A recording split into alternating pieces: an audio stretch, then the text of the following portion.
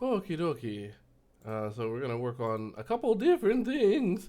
No, wait. We're gonna work on a couple different things. The first thing is going to be, um, the first thing will be making my kids' game more fun. And what do I mean by that, and how exactly am I going to accomplish it? Well, if you give me a second, bitch. Um, I'm sorry to come at you like that. You didn't deserve that. Wait, give me a second, bitch.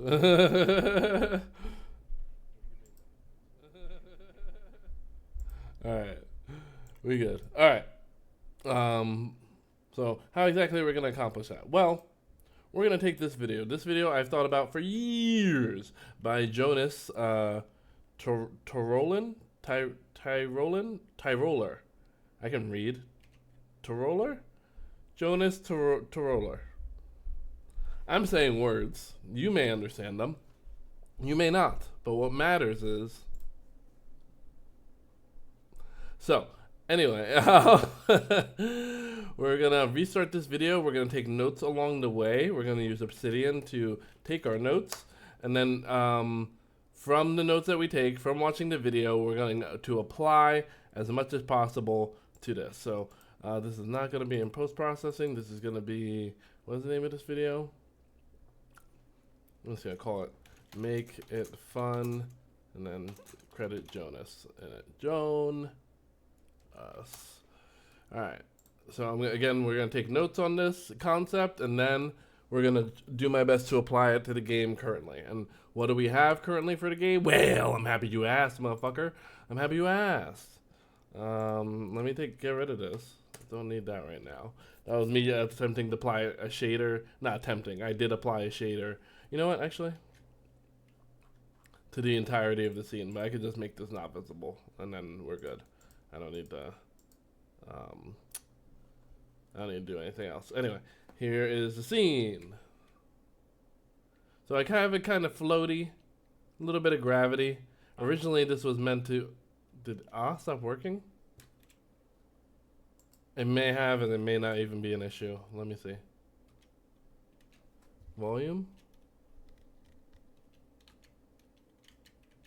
Looks like it did. Looks like it's working, but for whatever reason. Alright, that works. And then no, C has a problem. I'd never resolved C. So what we see is floaty action. Originally, we wanted to be Flappy Bird. When my kid was playing it, they didn't fully get that they needed to press the button over and over again. Rather than seeing that as a mechanic, they thought they were doing it wrong. So it's like, yeah, you know what? Screw it. You want to go up, you go up infinitely until you want to go down and left and right. And I have this a little bit of floaty action. I think that's more fun. But we'll apply stuff later on. But as of right now, what we're gonna do is again review the video, see exactly what is fun, and see what I can apply to it. And it's not that Jonas is the end all be all of what is fun, but we need a template to go off of, so that way we can structure the work appropriately. I want to be able to get my kid to play this as soon as possible. I mean, granted, they have played it a couple different times in a couple different ways, but I want it to be fun for them as soon as possible. So that's that. So we're gonna work on that. Ooh, yeah, that was a jam-packed 4 minutes. I'm gonna do my best to keep the energy up. It's Earl Grey, baby, which is it's supposed to have a decent amount of caffeine, so I really hope I don't screw myself up with sleep, given this. But I wanted to just Earl Grey makes me so relaxed, and then I have some mint tea. Mwah. Anyway, let's get right to it. This is a button, and I'm wondering, can we make it fun to press the button? Cause let's be honest, pressing buttons is kind of a lame activity. As an experiment, unplug your controller and see for how long it stays interesting to press those stupid little buttons. Spoiler, not very long. The first reason why that is the case is impact. We humans like having an impact on our environment because it gives us a feeling of control and power. Destroying things is only so much fun because it gives you a lot of impact quickly and without a lot of effort, which makes you feel important and powerful. Not having any impact on your environment usually feels like a waste of time. So let's start by giving our button some impact. Whenever you press it, the circle next to it lights up. We have some impact now. Wow! But why is it still not fun?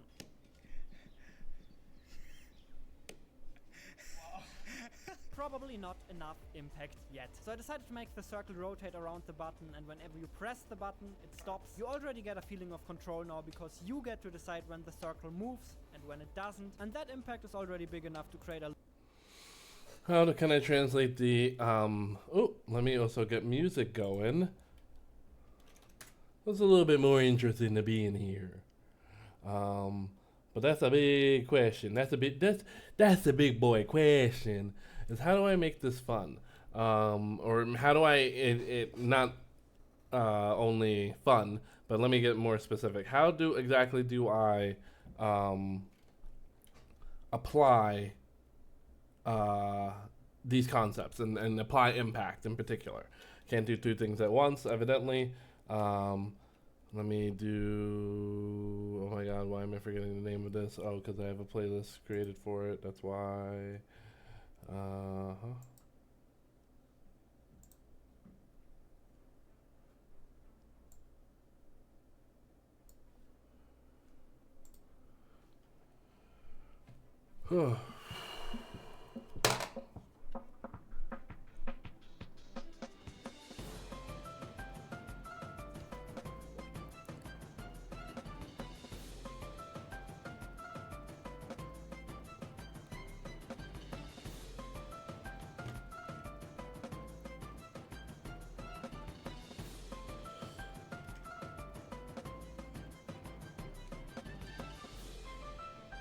I'm going to apply a shader in here just for marketing, if you will, purposes. And then I can just do that real quick. Shaders.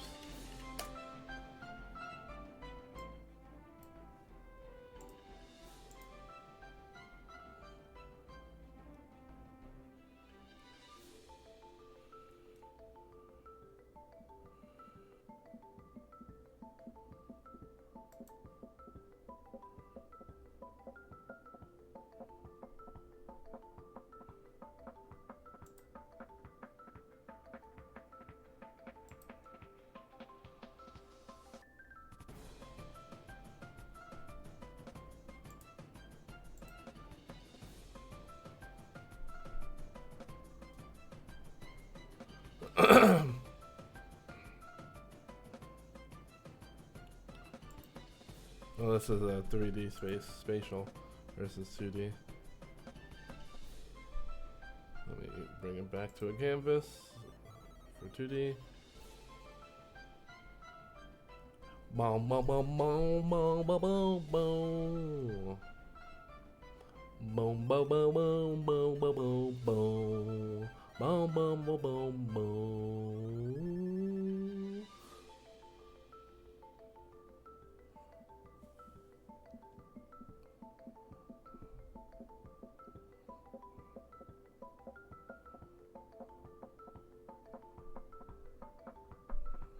This is gonna be the easiest one.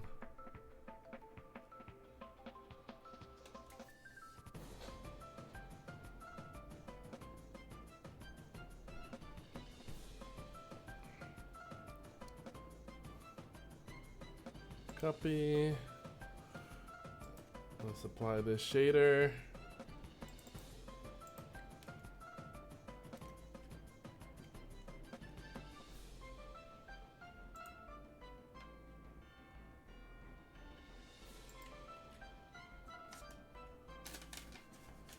Oh no.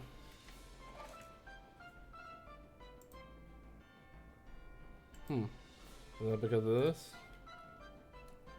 If so, I may have to reapply the shader. Yep, looks like I need to reapply the shader. So let's do this. Color rect. And now we take the material, a shader material, Shader material we apply is the one we already have.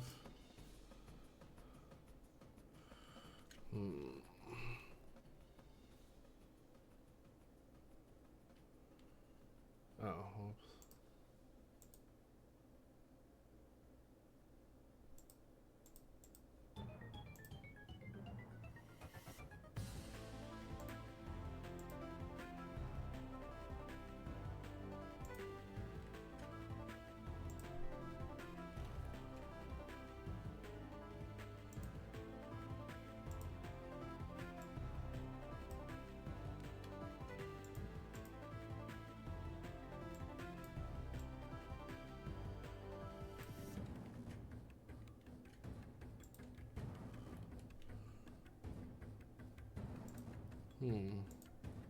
I'm not applying the shader correctly.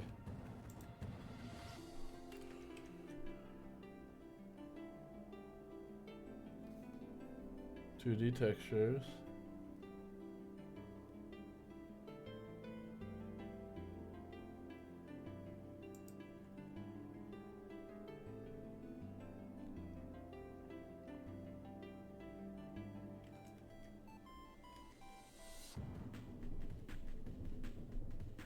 Maybe if I do this.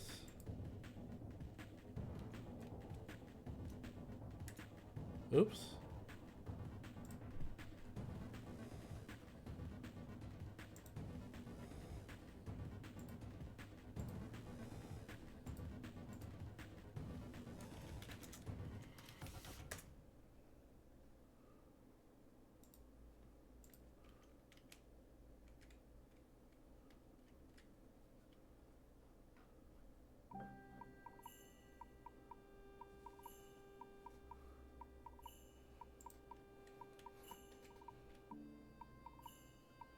What am I missing here?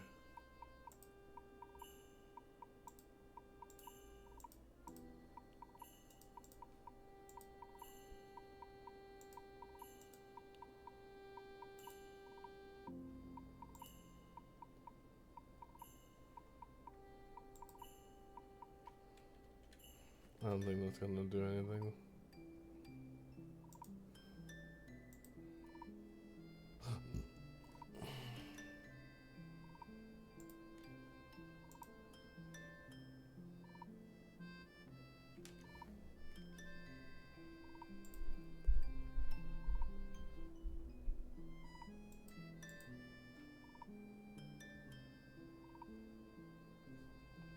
Bum bum bum. Boom.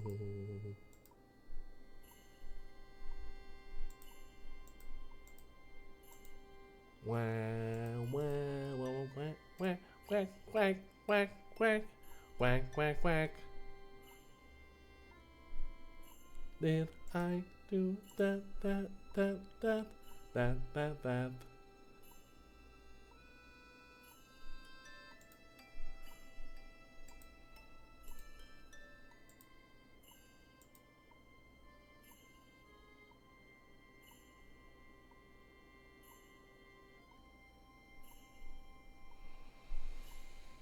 And I got myself getting sleepy there for a second. I was having a harder time solving this.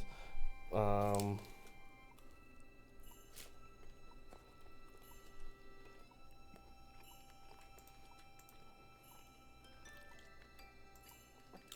me 1 second.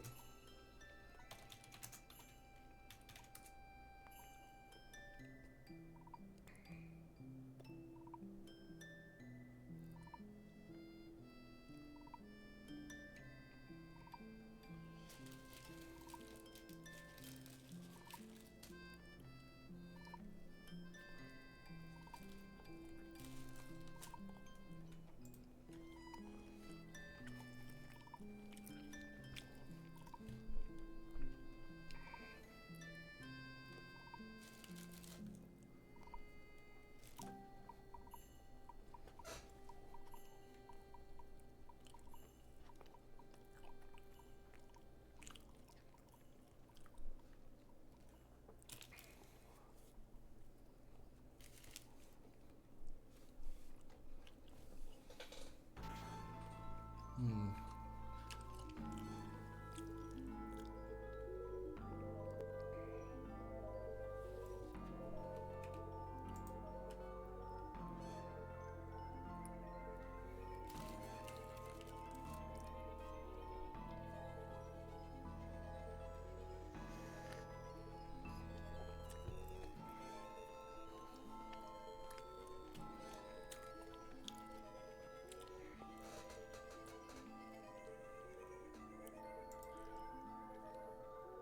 take a little time away and like you forget how to speak. It's incredible. This is like take 50.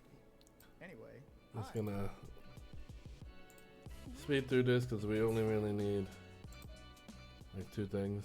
For the last couple of days, I've been working on this little prototype that's basically been an excuse to learn shaders. There's this guy in the Bacon and Games Discord, and he's been sharing all these really cool planet shaders that he's been making.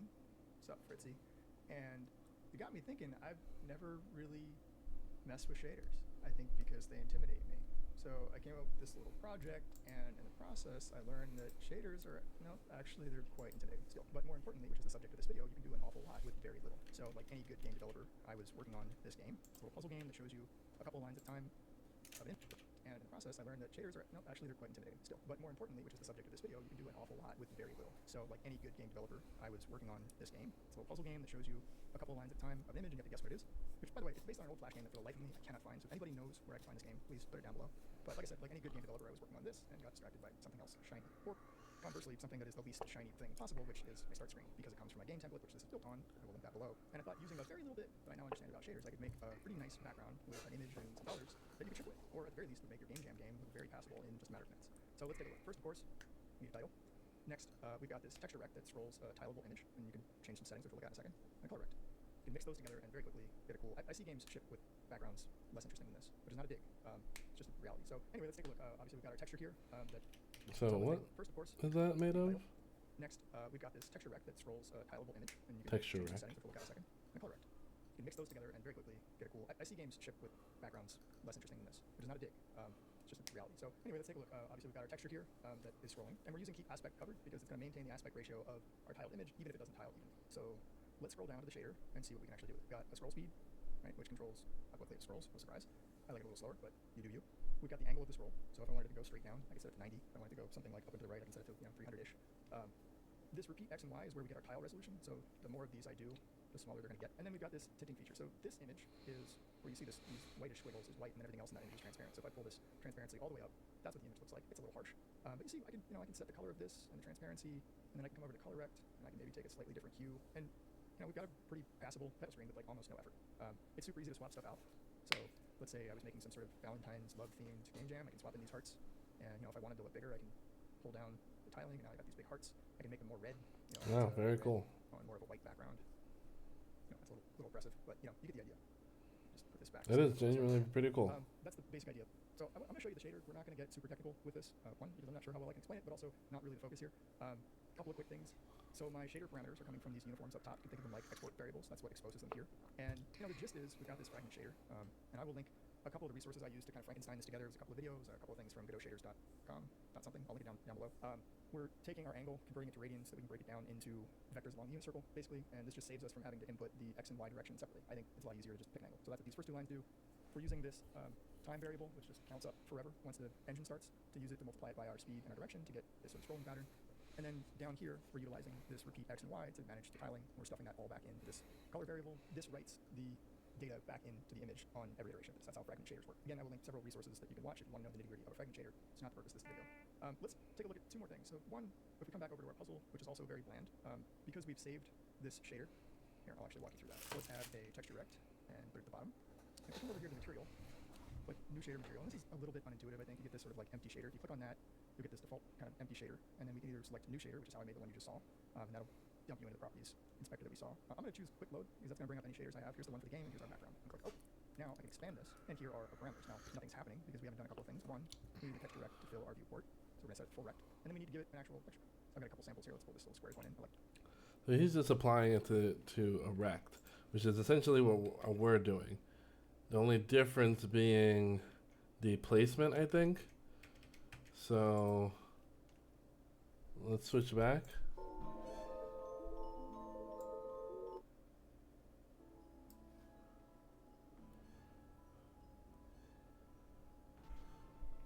Sorry, I'm a tired Billy.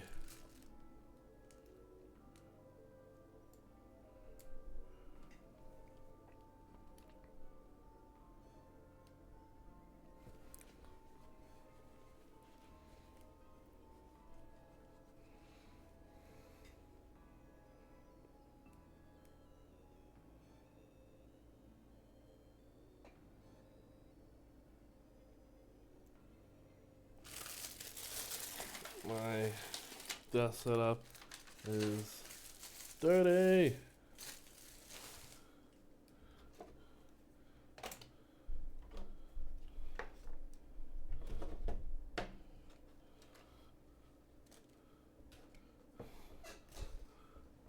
Incredible how much stuff here should not be here. Some of it is my fault. Most of it's my fault. Not all of it. So give me a second while I get cleaned up here.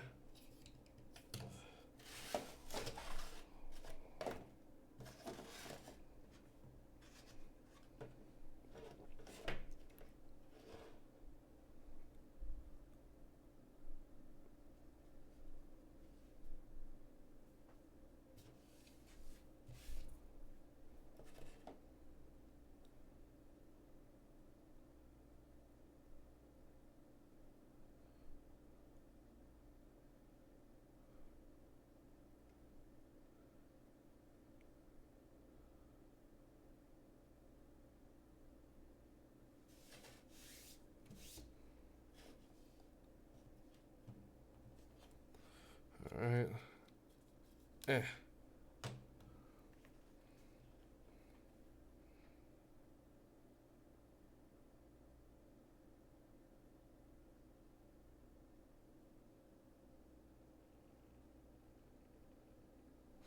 Okay, that is for marketing purposes, ladies, gents, and everybody in between these.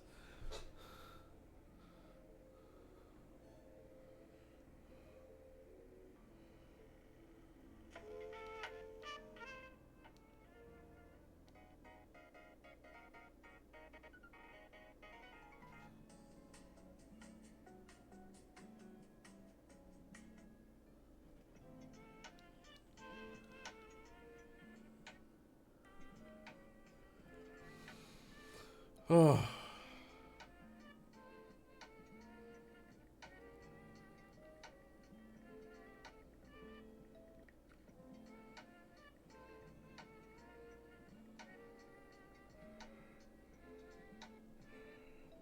Okay, and the last thing I need to do is go into my Gmail.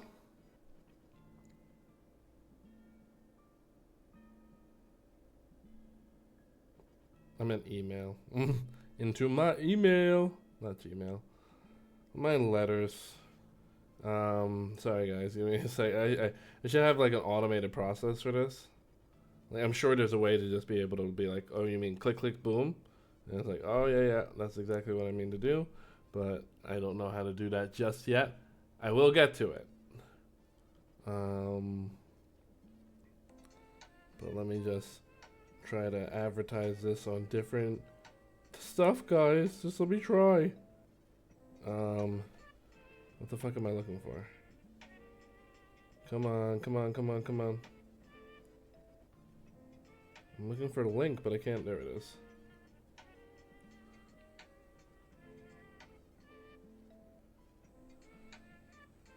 Save.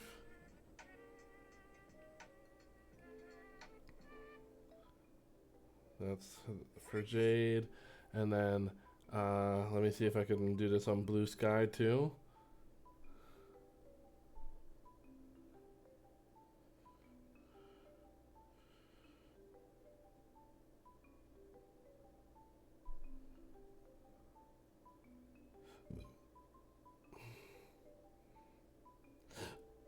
Where the hell? I just downloaded this, did I not?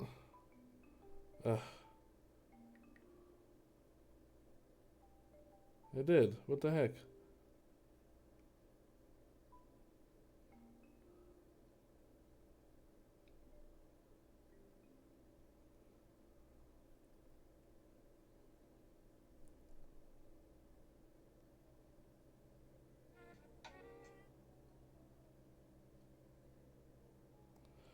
Give me a second. I am still working. I'm just trying to get this done.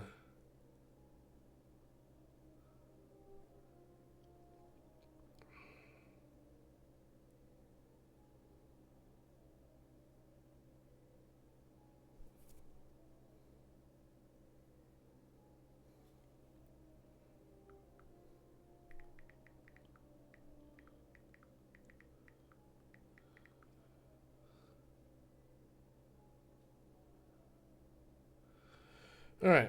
Frenzy used to be such a pointless character to me, but I'm not gonna lie, he was getting. Frenzy used to be such a.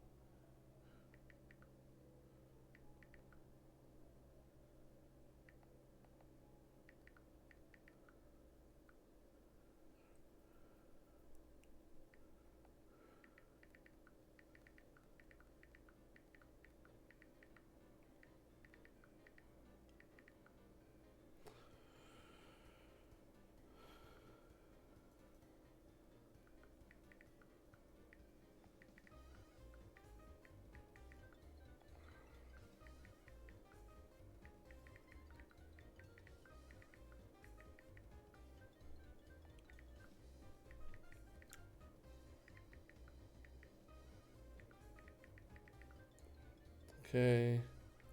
And then.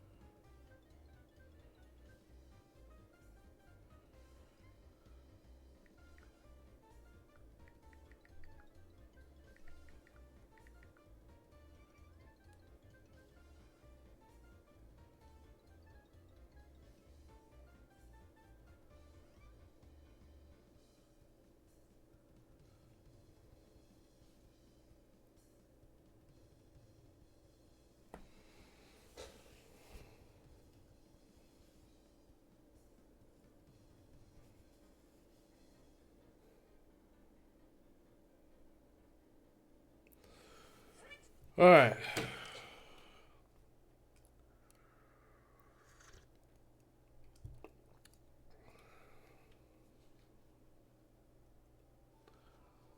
So sorry about that. I was originally gonna do the shader for the sake of advertising and stuff, but I'm not gonna do that right now. I'm not gonna do that. Rather than deleting it, because I do think I'm gonna need it. I think I'm just gonna have to move it all the way up top here, and I think that would ultimately resolve it. Well, let me make sure, see if I'm right here, because I have the shader. I think ultimately it's gonna be a problem because it's not, yeah, because it's just reflecting as plain white.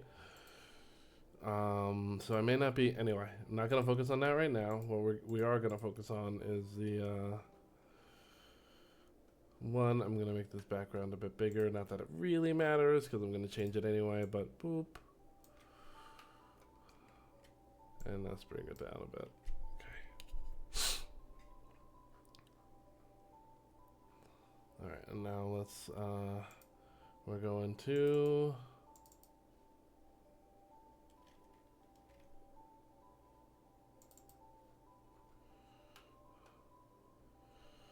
Alright, and there's a floaty boy, and then what we're gonna do with the floaty boy is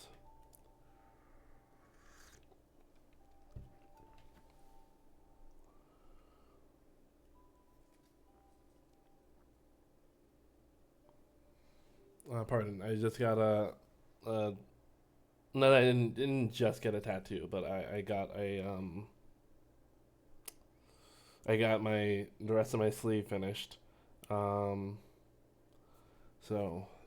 kind of stings, so that's what distracted me. Not that you probably even noticed it. It was probably like a millisecond in my head. And well, it was probably a millisecond to you and like a full minute of me staring at my arm to me. But anyway, we're not going to apply the shader right now to add the aesthetic to the look. While I do think that would be cool, especially since it's already kind of pixelated already, to just add more pixelation on top of it would, I think, really do justice for the vibe. But like we talked about before, we're going to apply the video. So let's get back to the video and really focus on how we can make this better for our kid. A little bit of fun. There's still a big difference though. Destroying an object in real life has a lot more lasting consequences. There's no bringing that, whatever that was, back to normal, which makes its destruction feel more meaningful than a temporary circle motion on a screen. Writing something with a pencil on a piece of paper doesn't feel nearly as meaningful as writing with a permanent marker on a shelf, right? Lasting consequences are more fun. So let's give our button some lasting consequences. Holding the button creates a impact on the world. Lasting consequences. Bubble, and releasing it shoots it away, and I have to say, it worked. It's a lot more fun now. It almost feels like drawing an image. I even decided to give the button some knockback when firing, which made it even better. Anything that adds additional impact to your actions is usually a good thing. By the way, do you know what people really like to have an impact on? Movement. Other people. When you make a move in chess, your impact is not Color. just that the piece is standing in a different position now. The far bigger impact you have is being able to trigger thoughts,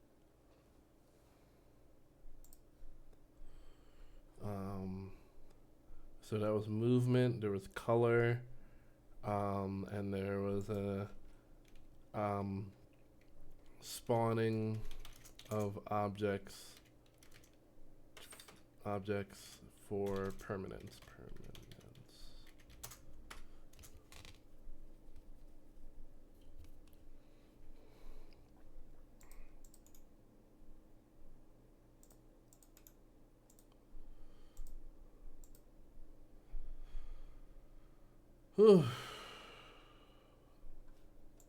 emotions and reactions from your opponent. Another kind of impact is reward.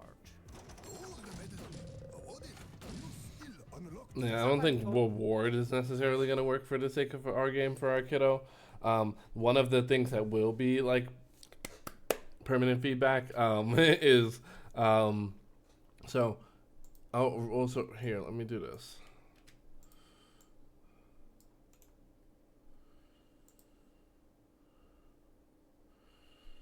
Not insert. Where is the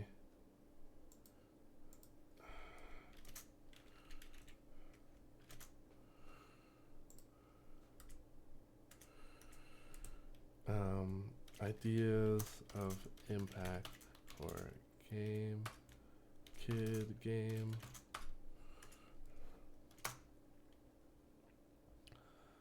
It's a little hot in my apartment right now. It's a little hot.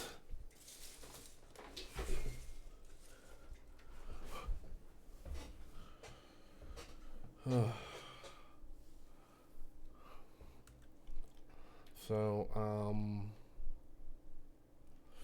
when impacting with letter, maybe it spawns a rigid body letter. That way it's just like, because then it like disappears, comes back, and then it's just like on the floor. It's not particularly fun. I think it's similar to what they had before with the persistent particles. I think that's more.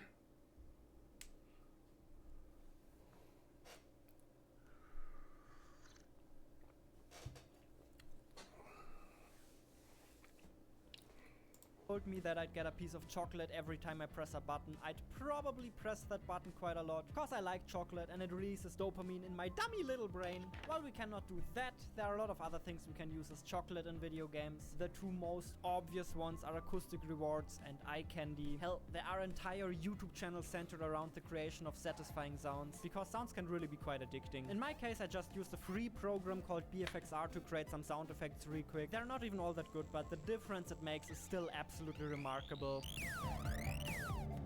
Let's also add some eye candy in the form of particles, some wobble and various shaking effects. Haptic rewards like controller rumble work as well. So far we're still just adding additional impact to our button. That is because reward and impact are very closely related. A good reward has to have some sort of impact, and impact almost always feels quite rewarding. The same rules apply. Lasting rewards tend to feel more valuable. A classic example for that in games would be an XP bar. Every time you fire a projectile you get XP. When the bar is full you level up, and the higher your level the more projectiles you shoot at once. The additional projectiles then lead to you having even more impact and eye candy to look at. So this is definitely both a desirable as well as a lasting reward. What's interesting about rewards is that artificially delaying them a bit can often make them even more desirable. One of the reasons why loot boxes often have quite prolonged opening animations. And there's yet another way to make rewards feel even more rewarding: randomness. So let's try that. Let's randomize the XP values, and tada! We have turned our button into an abusive gambling game. Yay! Morally questionable, but I'm not gonna lie, it is more exciting and keeps you pressing those buttons for a while. So that's our first segment. Impact and reward are more than enough to make something fun. Look at this. That button must be fun. Alright, and while I could continue from there, I really do think that that is enough for us to sink our teeth into, and hopefully establish something good. So I hate that I'm tired, and I also don't, because I need to get good. I need to get sleep. I've been meaning to get sleep over these past couple days, but I also just started streaming half an hour ago, and my ideal is to stream 10 hours, or not 10 hours. Wow, maybe one day, but excuse me. My ideal is to stream. Oh my god. 3 hours. 3 hours today, so that's what I'm hoping for. We'll see how this goes.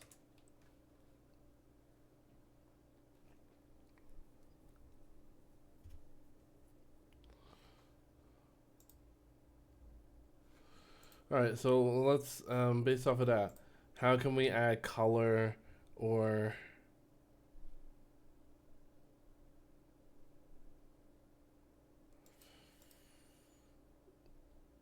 something like that to this?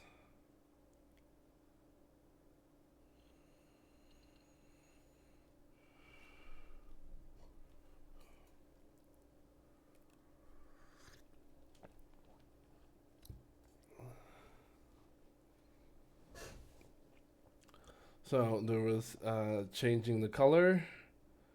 There was some type of, I mean, we're able to float around, so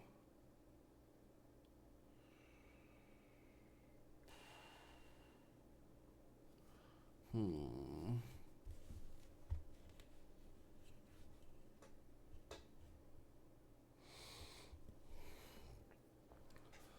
don't know.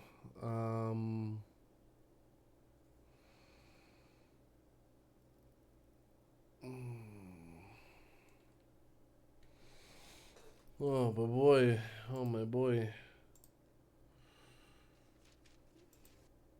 All right, let me take a little 5-minute break, and what we'll watch together is, what we'll watch together is, we'll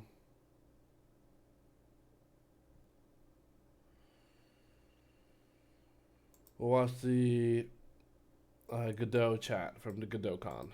First of all, my apologies. I've been losing my voice a little bit, so I'll be taking frequent breaks to take a sip of water, and if my voice cracks, I'm very sorry. Oh, that's perfect. Thank you. So I'm going to talk a little bit today about Godot's renderer. First of all, a little bit about me, like why is this guy up here talking about Godot's renderer? I'm the lead rendering maintainer of Godot. So basically what that means is I organize weekly meetings for the rendering contributors to talk about what they're working on, give feedback on what they're working on, and plan out on what they'll work on next. I also pretty much review every single pull request that touches the renderer. So I've got a good familiarity with what's happened and what's being worked on right now. I'm also a board member of the Godot Foundation, so I've got a pretty good love for the project. During the day, I work for W4 Games on their console ports, and I'm pretty much living the dream of every open source developer, where I work for a company that lets me work on the project that I love with a lot of my working hours. So thanks to them, I get to spend a lot of time working on the renderer, even though W4 Games doesn't sell the Godot renderer. We sell console ports, but they let me do a lot of that work. Now, generally, these are the topics I'll be covering. So I want to give an update on the last year. If you were at my talk last year, I talked about all the things that the rendering team is excited about and the things that we want to be working on over the last couple years, over the next couple years. And now what I'm going to talk about is what we actually did over the last year. So which of those things we actually covered. I want to talk a little bit generally about the state of the renderer, where I think things are right now, what I think Godot is a good fit for right now in terms of rendering capabilities. And then I also want to talk a little bit about what we're working on right now and what we're going to be working on in the shorter term. And I don't mean short term, I mean once we finish with what we're working on now. So kind of the medium term things. And also, I'm going to have a long Q&A session at the end. So I hope that's good news for a lot of you. If you have questions, there should be time to ask them. So I hope that goes well. And finally, what you're going I'm gonna try to skip the preamble here, guys. We have, of course, every time Unreal announces a new feature, we have somebody coming on and asking us how many days until we have the same feature. And you don't see a lot of excitement from the team about that. But when you have somebody making a real game, trying to release their game and running into roadblocks, then you see the team really step into gear and get excited, like, okay, we've got to do something, and then people really start to put some momentum and some effort behind that. And for me, I find that extremely exciting, because we're in a state now where we have so many people coming to Godot, and we're seeing more and more games released each year. And so I want to make sure that all of those people are actually getting their games out the door, and they're not finding out towards the end of their game that all of a sudden they can't finish their project because there's some bug they can't work around. So here are the things that we did last year that we talked about last year.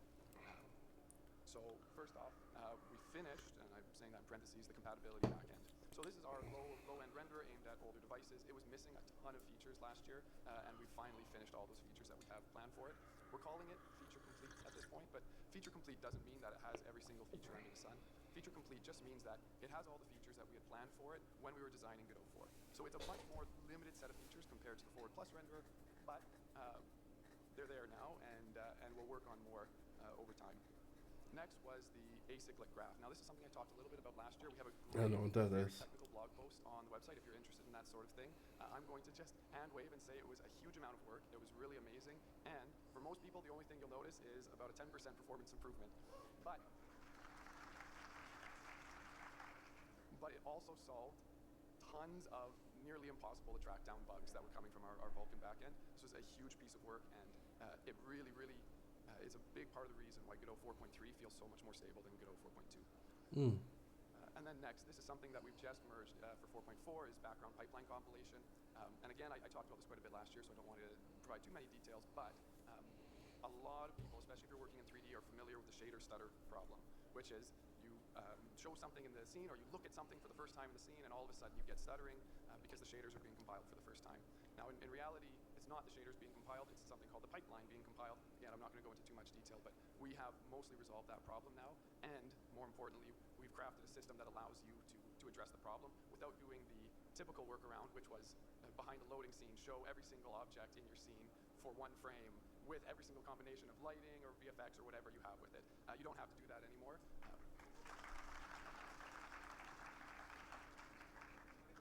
But there is a catch. No, it's not much of a catch. The catch is everything that you want to have pre-compiled has to be in the scene tree. So if you want Fair enough. to show a mesh at some point during the frame, make sure that you have it in the scene tree and visible, and then we'll be able to pre-compile the shaders and there won't be any stutter, and then just set it to visible. So instead of loading things dynamically, you just have them in your scene already, and that's it. Okay, a couple exciting things. We have a Metal Entity 3D rendering backend now. This is great. Metal in particular makes Godot run way faster on Apple devices. All right, that's enough. Enough break time. Enough break time. Next is the. Next, what we should do is.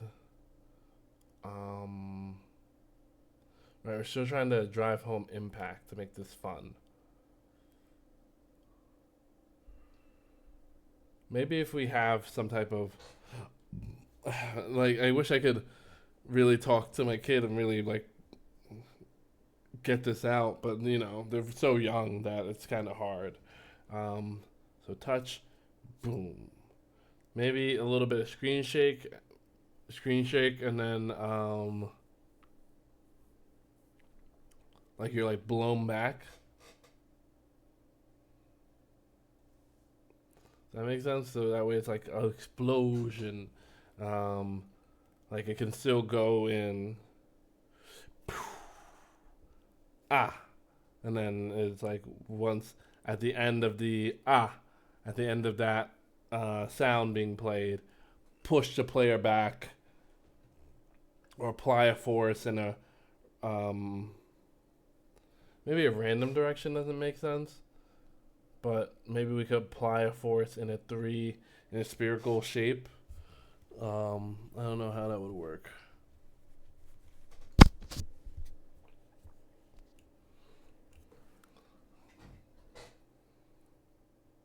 That way it's like touch and boo. Whoa, okay. Now I gotta get another one. Boop. Oh, that could be fun. It's kind of like, it kind of reminds me of like when I'm like wrestling around with my kid and I'm like throwing them on the bed and stuff and like flipping them around. Like there is something fun about that abandonment of weight. And it's just like, whoa. So let's go with that. So programming documentation. Input, output,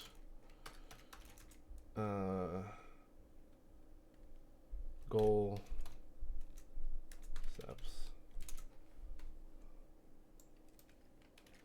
So our goal is have explosion that pushes the player away when they collide with letter. So we need the player, the explosion, the letter,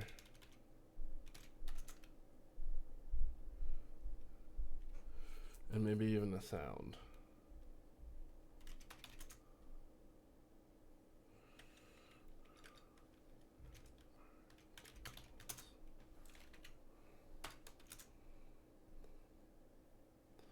When player touches letter, then particles appear. Explosion pushes player, and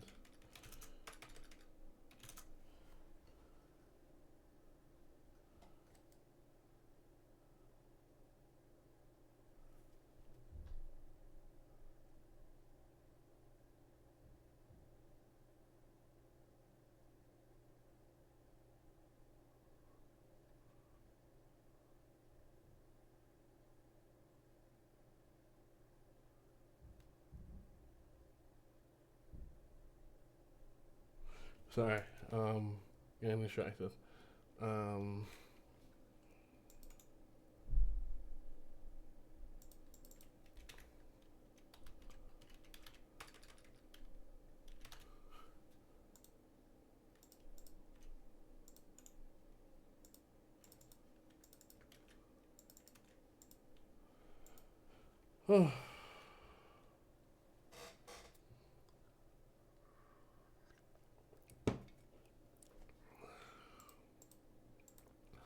So number one, we need to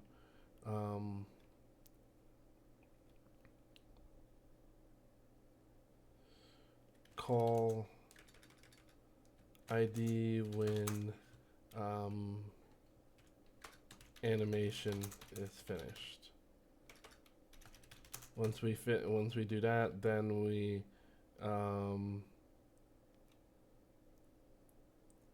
apply force. Well, before we apply force, we should have particle spawn in circle with noise question mark. Then once that happens, then we apply force to player.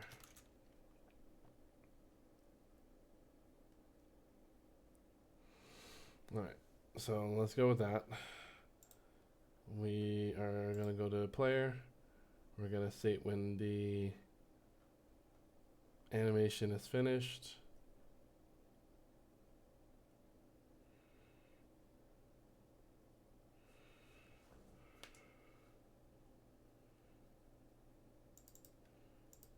This is not a jump, so I'm gonna call this fly. It's gonna be a place where it says jump. We're gonna change this to fly.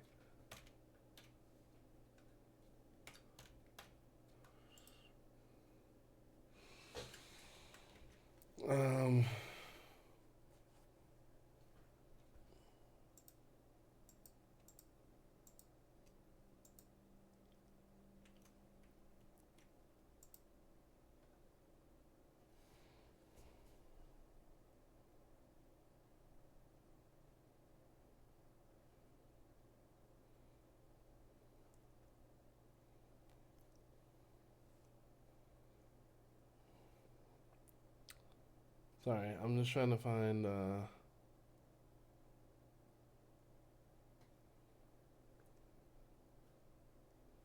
my god, what am I trying to find? The music. Sorry.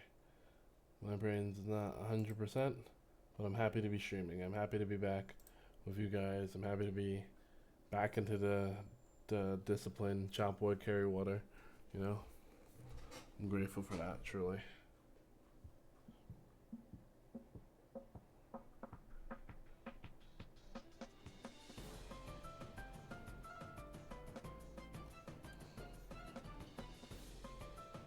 All right, focus.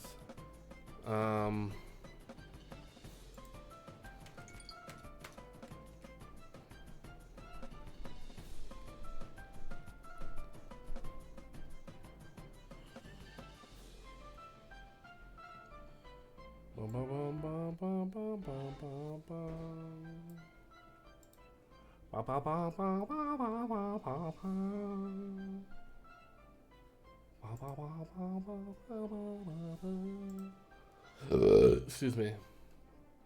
Alright, so where are we? We adjusted the fly. We are looking for when the animation is finished. We queue free. Once we queue free, we're gonna spawn particles. So we need particle effects to be attached to this. This is attached to the letter B. This is attached to the letter A. A, B, C. I should have named the variables better because that is not clear just off of that. You have to kind of go into it to see. Haha, see? See? Alright. See? Sorry. See? Alright, I'm done. I'm going crazy. See? Alright, I'm done.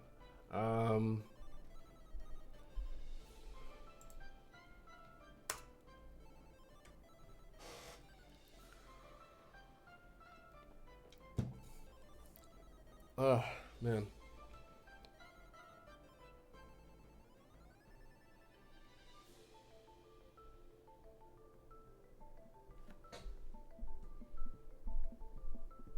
Sorry. I keep getting distracted by my tattoo. Explosion. We need an explosion So, but following my order of operations, we identified when the animation is finished, so that's done. Can I cross you out like this? Boop. Can I cross you out like this? Nope. How do I cross you out?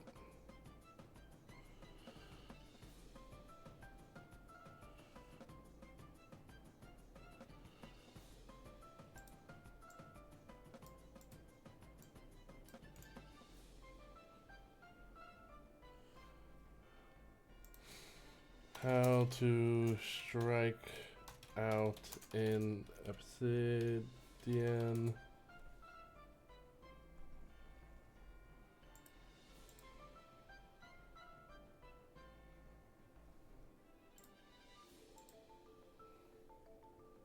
Where are you? Where are you squiggly? Where's the squiggly? You can't get away from me, squiggly.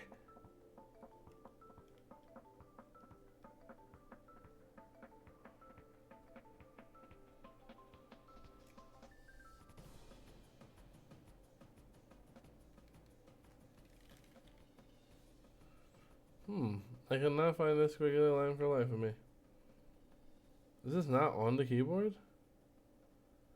Give me a second.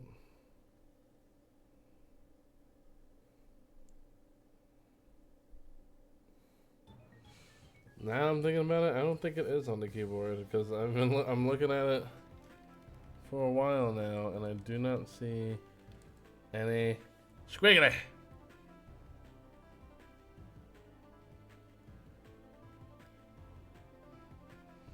Alright, well.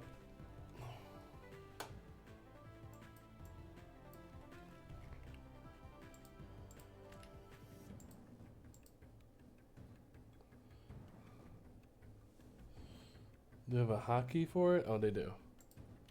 Hold on. No.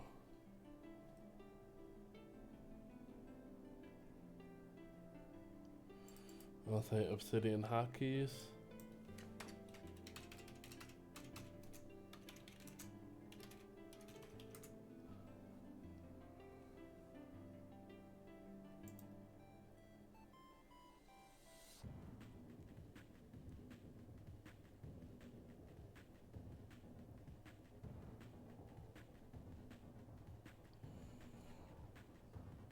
Alright, well, nothing particularly helpful, so let's look at this. Oops.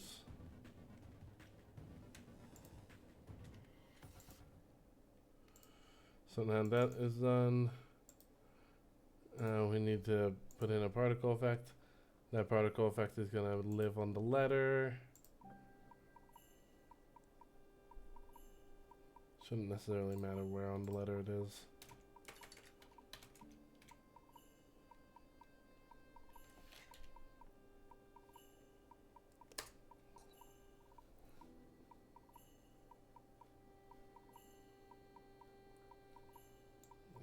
Bring it up more.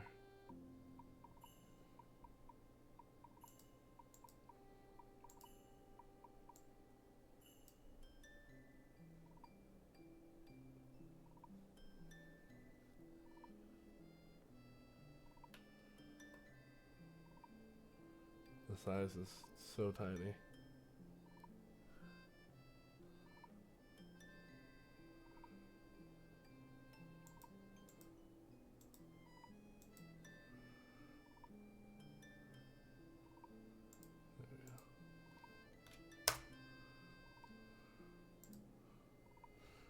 Let's make this 10.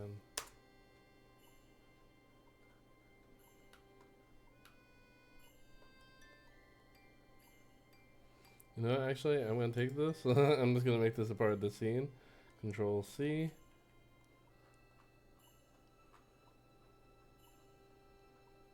Control V.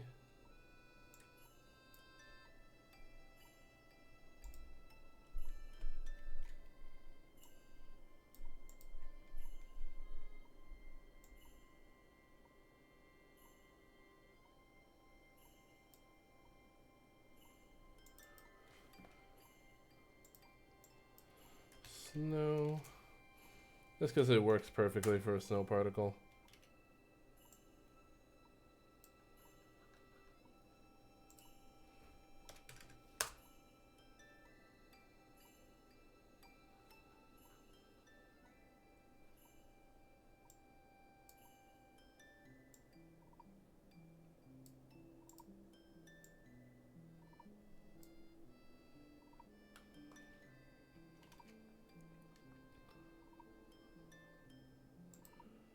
Gravity should work that way.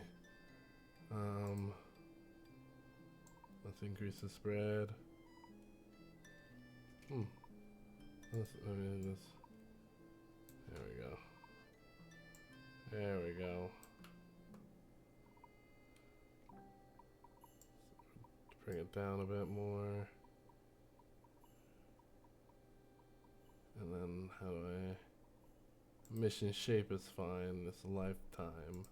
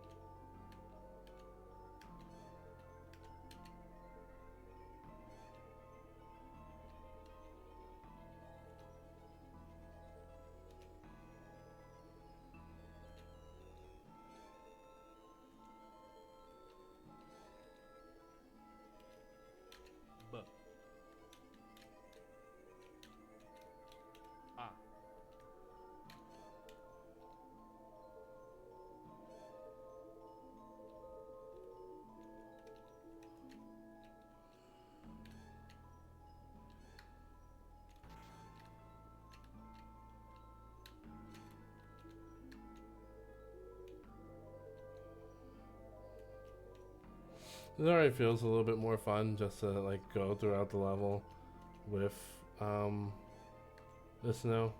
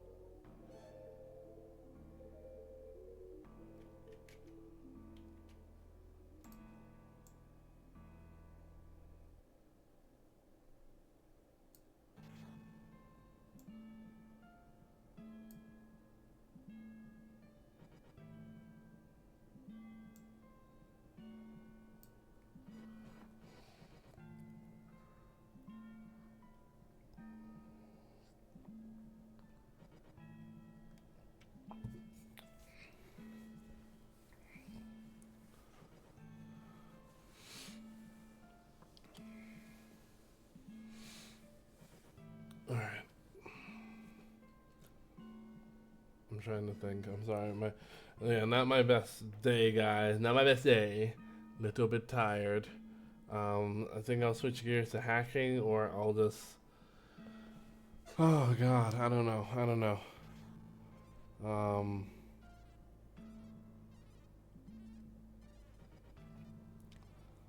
Let me push it. Let me at least go to hacking, and then we can touch on this some on Thursday.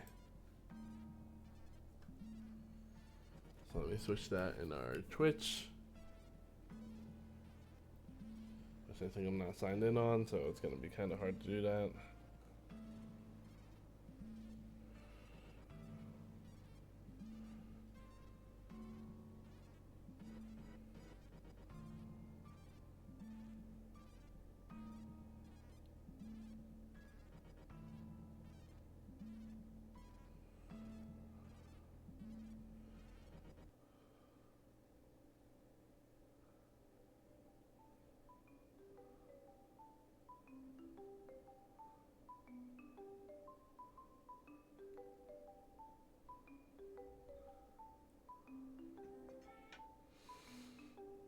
Oh man.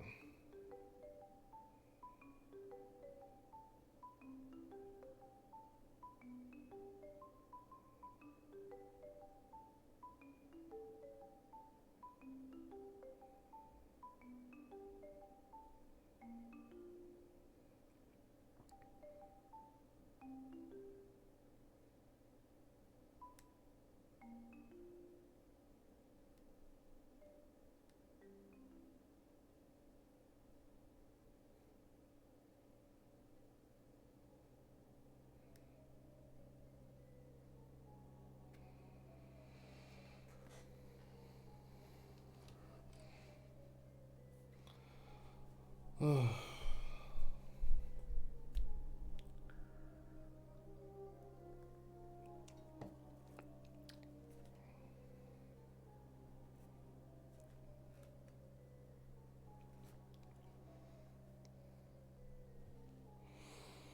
man. Okay. All right.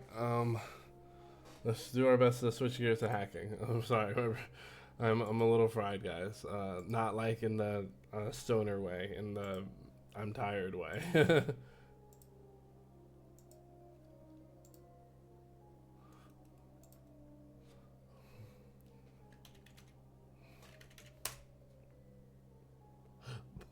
Oh boy.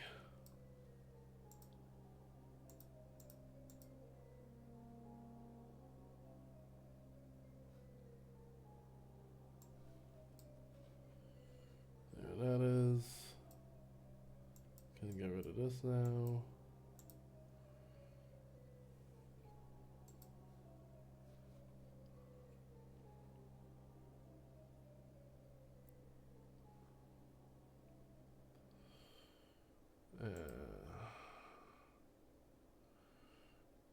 I think we're on the last exercise of this section.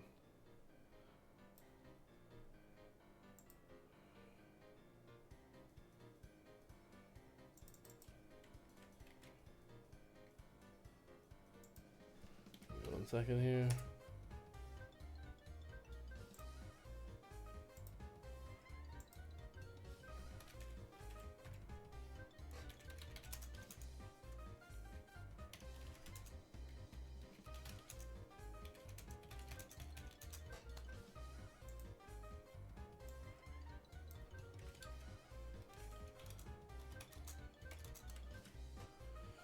Okay.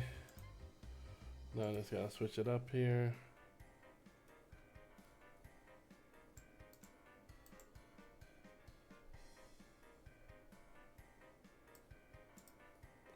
So we're gonna start up our attack machine, sorry, our virtual machine and our attack machine.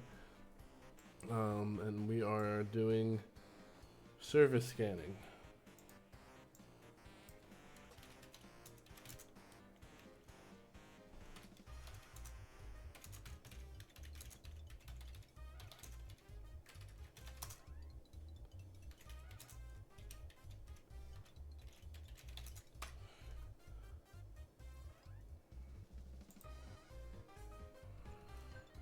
Okay.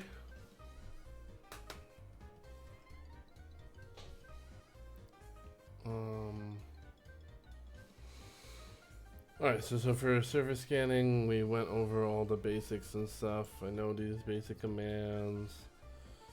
So what we're gonna do is, well, we'll wait for the attack box to get set up, but in the meantime, we'll allow this and we'll get Nmap set up.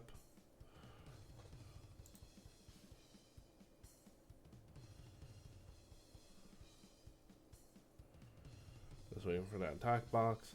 Because once we get that attack box, it's saying to list out SMB shares available on the target host.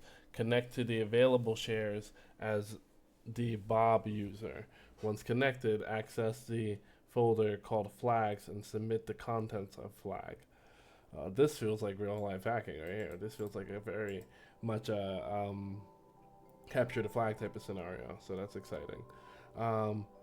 So let's perform a scan. Now there's a pretty basic set of commands I'm just gonna copy.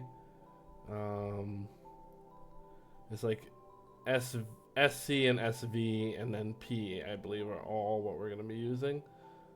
But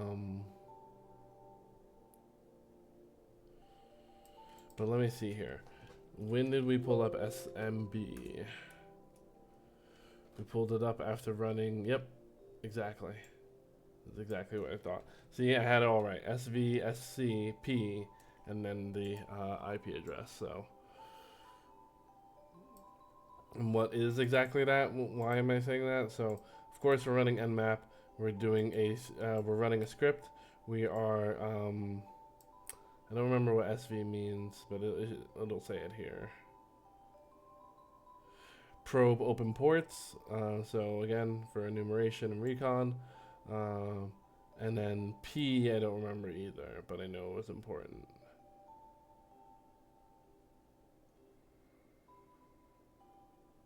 P, port. So we are going to use Nmap to run a scan to see the open ports and services, and then we just need the IP address.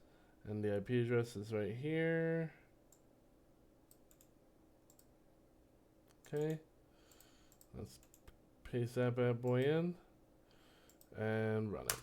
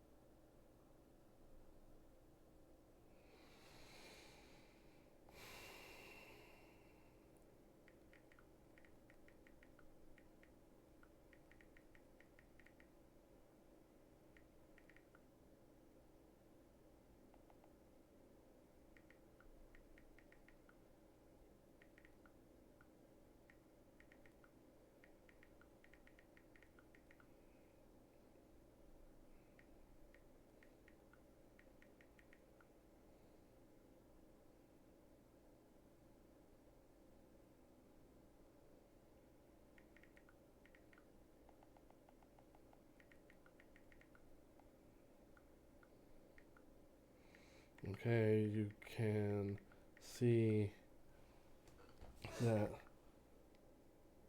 a lock is easy to break,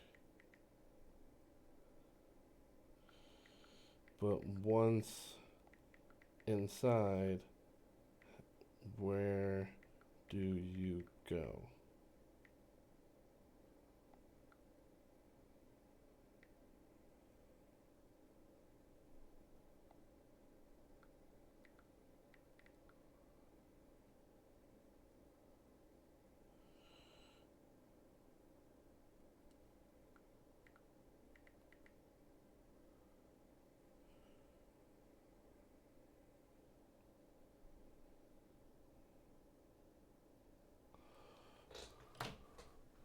All right.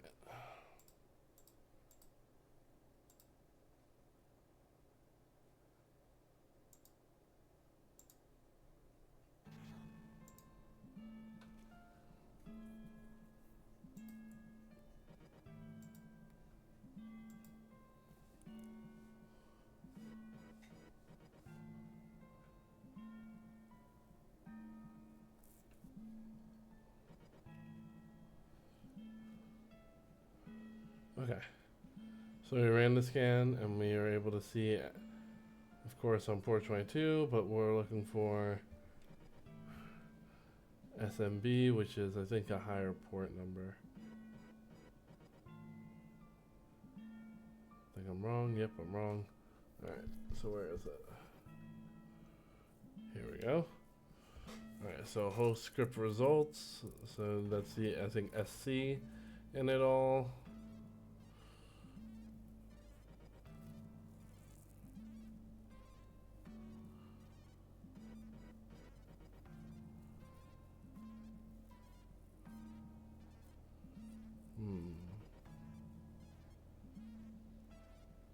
But it doesn't give me a port number.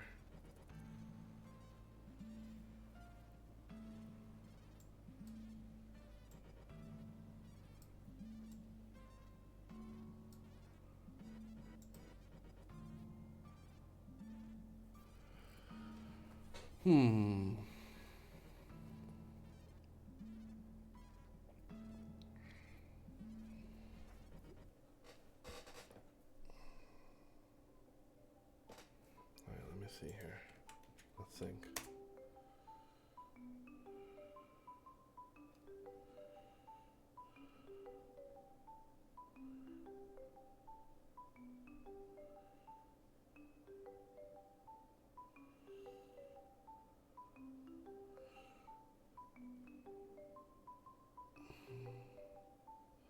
How did I determine it was Ubuntu? I think I need to reread this section. Okay. Minimum 15 more minutes. Come on, Jay. We got this.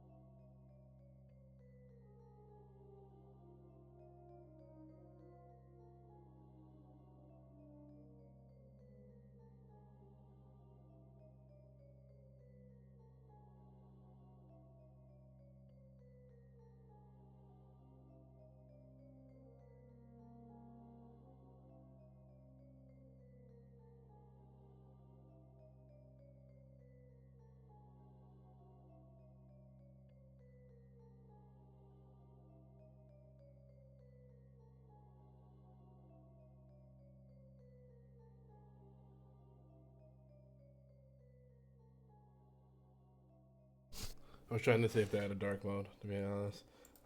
But so service status, OS, Linux, Unix, Linux. Okay, on the Linux kernel. Okay. What do we do with that information now?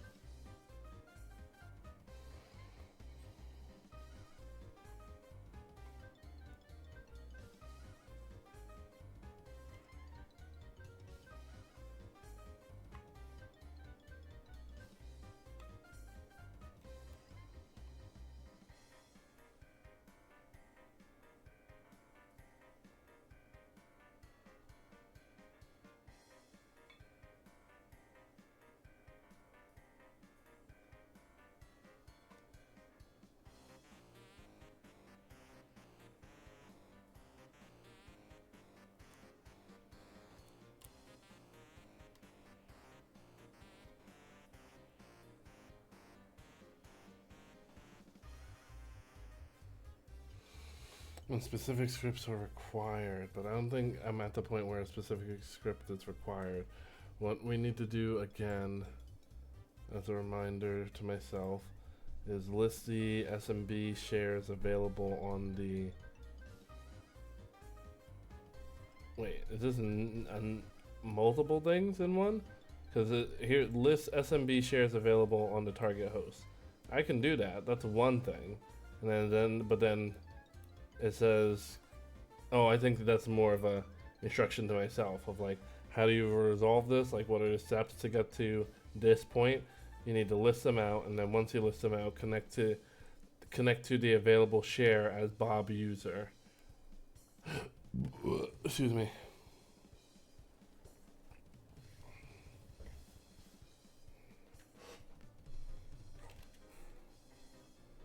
So I'm thinking secure shell into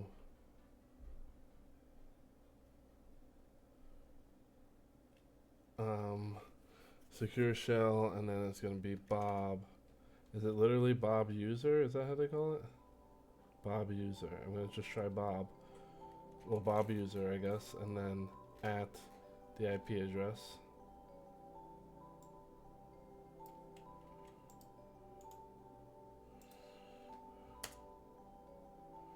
Yes. What is Bob's password? Great point. Don't know.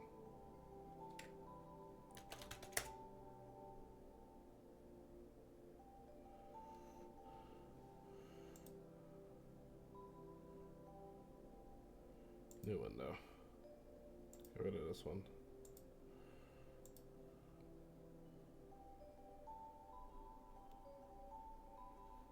Secure shell. Oh no, we're not gonna secure shell.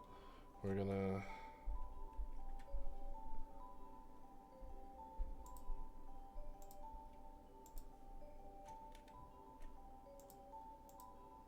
if it's gonna let me.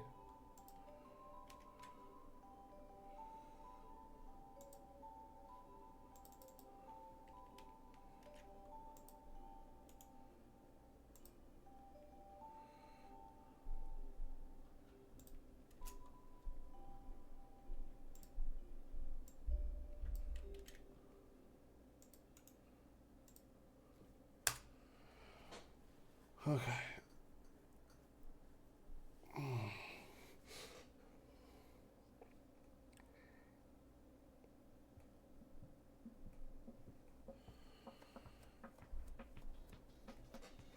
Bum bum bum bum bum bum bum bum, bitch. Bitch.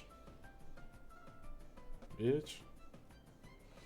I just need this to go through. There we go. So again, we're on a Linux server.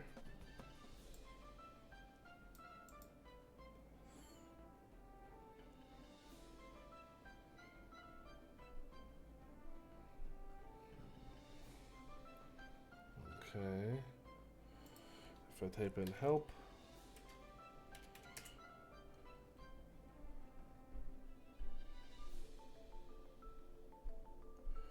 Help is not what I needed. I needed nmap.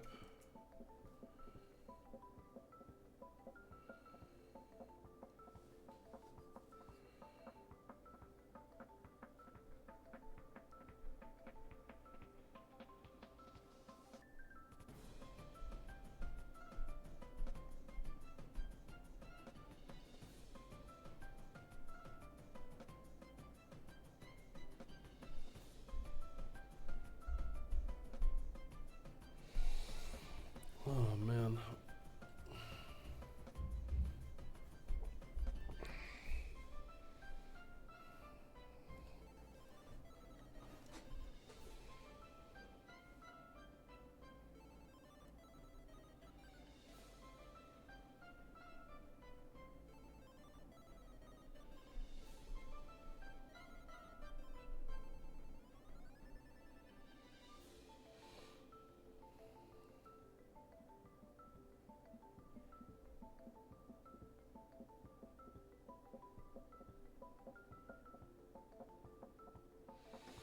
IP protocol scan. I don't need a protocol scan. I think what I need is like Bob's password. I think, but like I don't think I can get that easily. At least I don't think so. Let me see if this makes any reference to passwords in it.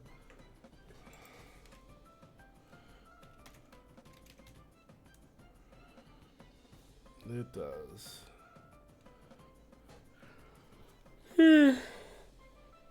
Oh man. Alright, come on.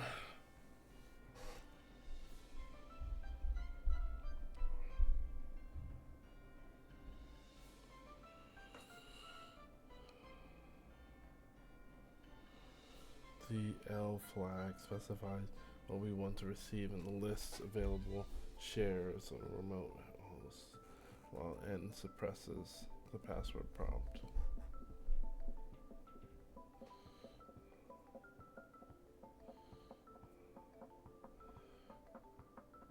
Now is this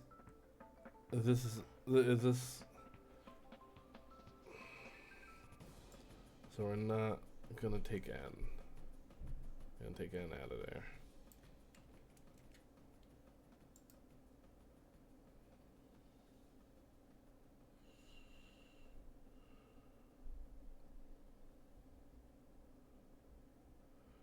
Oh, this is such a cool part, and my brain's just like.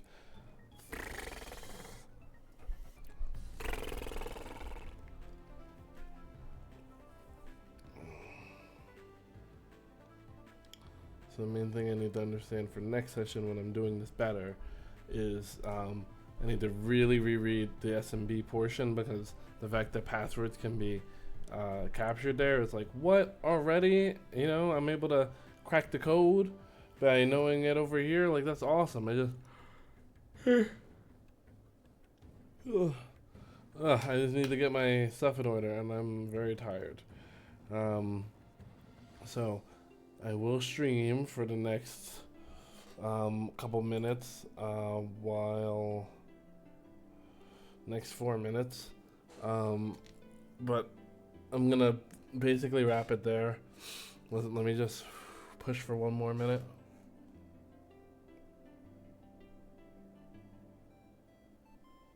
So this seems to be not connected to Nmap. So what I'm going to do is copy this.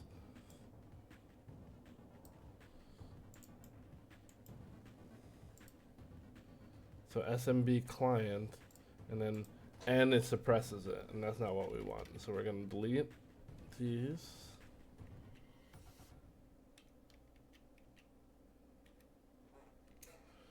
And then we're going to put the IP address here.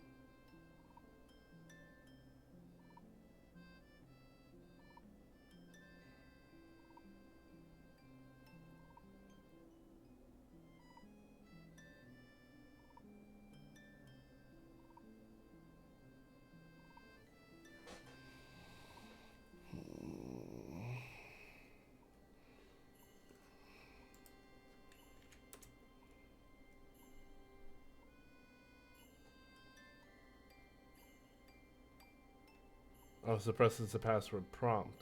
So I should have that.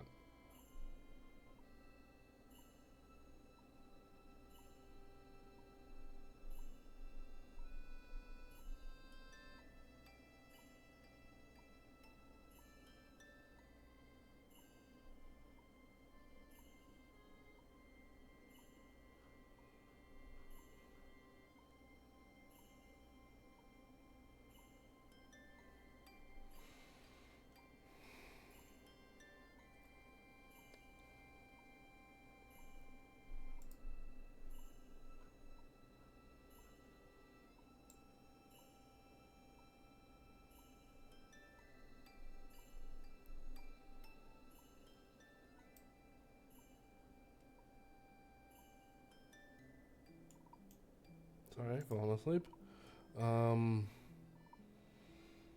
That is about my time. Thank you one and all for coming along the ride. I really do appreciate it.